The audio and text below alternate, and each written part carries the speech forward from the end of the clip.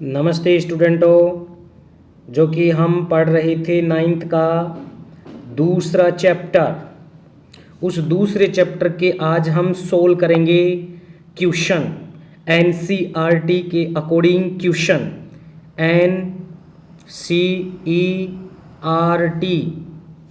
के according question solve करेंगे कि जो आपने दूसरे चैप्टर में पढ़ा था, क्या हमारे आसपास के पदार्थ शुद्ध होते हैं। आपने तत्व पढ़े थे, आपने यौगिक पढ़े थे, आपने मिश्रण पढ़ी थी, आपने मिश्र धातुएं पढ़ी थी, ठीक है। इसके अलावा धातु पढ़ी थी, उपधातु पढ़ी थी, आपने अधातुएं आपने पढ़ी थी, ठीक है। इसके पहला जो इस क्वेश्चन है हमारा, वह धातु जो कमरे के ताप पर द्रव अवस्था में होती है। देखो धातु पूछा है, यहाँ धातु पूछा है। धातु कौन सी होती है? पारा, Hg, मरकरी। ये कमरे के ताप पर क्या होती है? द्रव अवस्था में होती है। इस बात को आप नोट करें। निम्नलिखित में से अगर हम बात करें, उपधातु नहीं है, उपधातु नहीं है, क्योंकि उपधातु कौन नहीं है इसमें? सिलिकॉन है, जर्मेनियम है, इसके अलावा बोरोन है। देखो ब्रोमीन, ये ब्रोमीन जो होती है ना, ये ब्रोमीन होती है, अधातु होती है, याद रखना। ब्रोमीन कमरे के ताप पर द्रव अवस्था में, Br, ठीक है ना। नेक्स्ट आता है विषमांगी मिश्रण।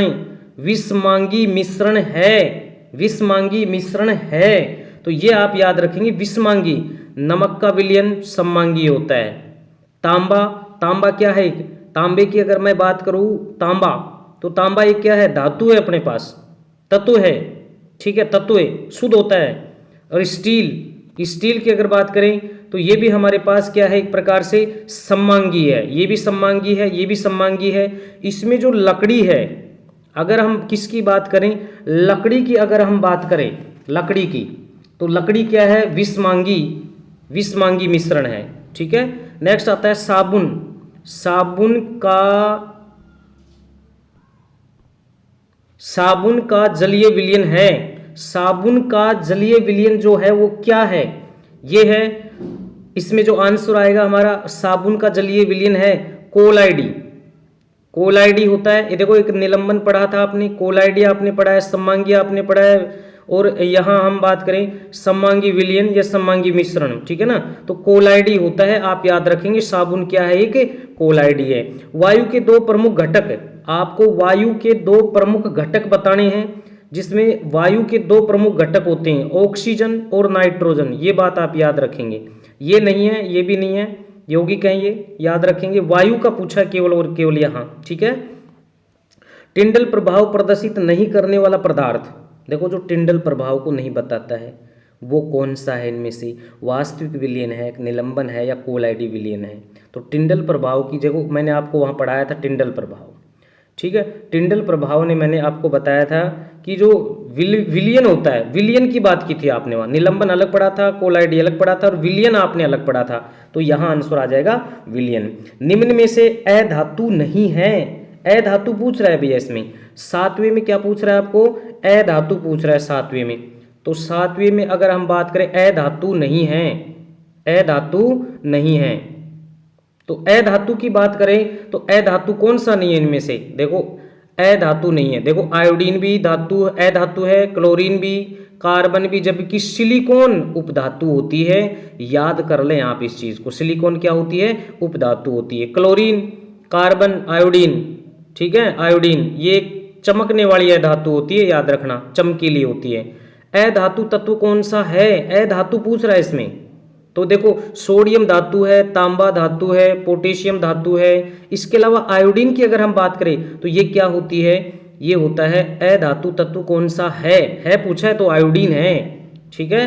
नेक्स्ट आता है उपधातु तत्व कौन सा है? उपधातु, उपधातु का मतलब होता है जिसमें धातु प्लस अधातु के बीच के जो गुण होते हैं, ठीक है, उन्हें हम उपधातु कहते हैं। और तो ये रहा अपने पास, इस क्वेश्चन को आप पढ़ें और इसका आंसर दें।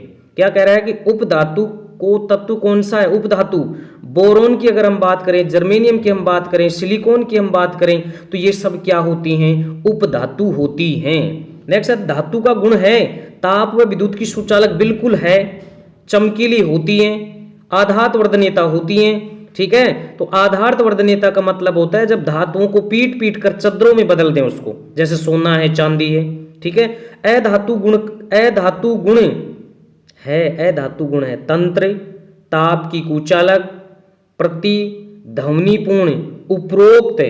तो हम अगर बात करें 11वें प्रश्न की, अगर हम बात करें तो इसमें क्या होता है कि उपधातु है, गुण है, ये ताप की कुचालक होती हैं, विद्युत की भी कुचालक होती हैं, याद रखना, ठीक है। नेक्स्ट इसके बाद में ये रहा क्वेश्चन अपना कि निम्न में से कौन सा भौतिक गुण नहीं है। भौतिक गुण नहीं है, कठोरता, रंग, घनत्व, ज्वलनशीलता, आपने पढ़ा था परिवर्तन, भौतिक परिवर्तन और रासायनिक परिवर्तन आपने पढ़ा था। तो वहां आपने इनकी विशेषता देखी थी कि भौतिक गुण नहीं है, यानी वह परिवर्तन जिसमें पदार्थ की भौतिक अवस्थाएं बदल जाती है, रंग, रूप, घनत्व, इसके अलावा आयतन भी बताया था मैंने वहां आपको, ठीक है। तो याद रखना कठोरता, रंग, घनत्व, ये तीनों क्या होते हैं, भौतिक गुण होते हैं, याद रखेंगे, भौतिक गुण होते हैं। भौतिक गुण नहीं है, भौतिक गुण नहीं है, ज्वलनशील नहीं है भौतिक गुण, क्योंकि जब भी किसी पदार्थ को आप जलाते हैं तो वो जल जाएगा, राख में चेंज हो जाएगा, वो रासायनिक गुण है।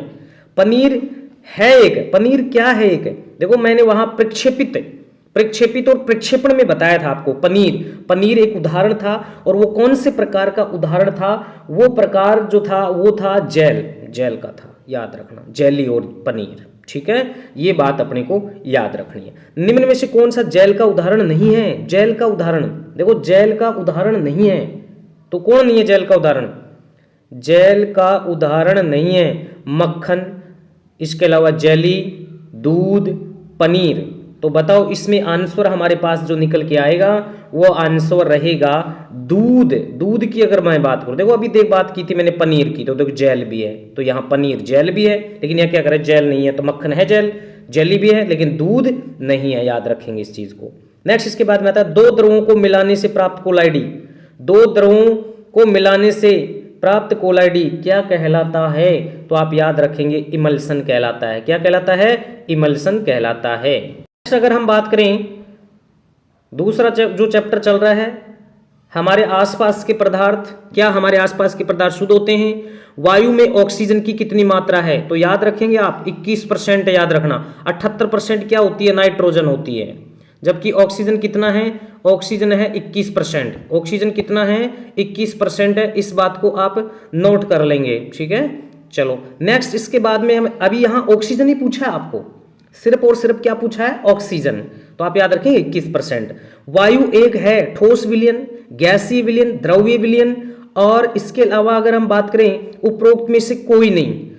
वायु की बात कर रहा है यहाँ, केवल और केवल वायु की बात कर रहा है, और वायु क्या है, एक गैसीय विलयन है, याद रखेंगे। सोडियम क्लोराइड तथा लोहे की छीलन, अगर मैं बात करूं सोडियम क्लोराइड की, किसकी बात करूं, सोडियम क्लोराइड, इसके बाद में लोहे की छीलन, ठीक है। ये पूछ रहा है इसमें क्या दिया है, समांगी मिश्रण, विलयन, विषमांगी, तो इसमें आंसर क्या होगा, इसकी बात कर रहा है, ठीक है।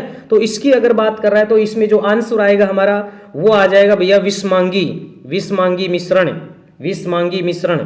विलयन के कणों का व्यास कितना होता है, 1 नैनोमीटर, कितना होता है भाई, 1 नैनोमीटर, 1 नैनोमीटर से कम या 10⁻⁻9 मीटर, ठीक है, याद रखेंगे 1 नैनोमीटर से कम या 10⁻⁹ मीटर, ये बात भी अपने को याद रखनी है। निम्नलिखित में से यौगिक कौन सा है, यौगिक की अगर बात देखो कार्बन तत्व है, नेक्स्ट इसके बाद में हाइड्रोजन क्या है, एक तत्व है।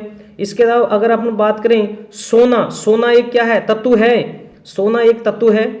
नेक्स्ट इसके बाद में करें यहाँ बात हम कि 20वां जो क्वेश्चन अपना चल रहा है, इसमें अगर मैं बात करूं 20वें क्वेश्चन की, तो 20वें क्वेश्चन में देखो यहाँ जाल नहीं है, ये जल है, जल H2, और जल क्या है, यौगिक है।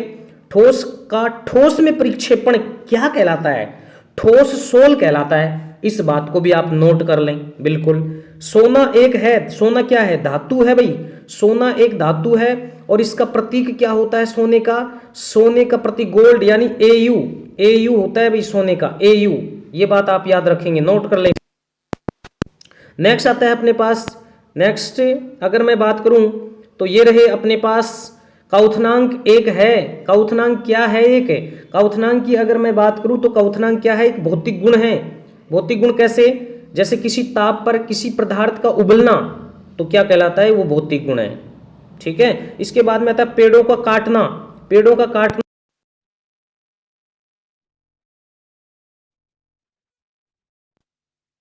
सिंपल क्वेश्चन है ये।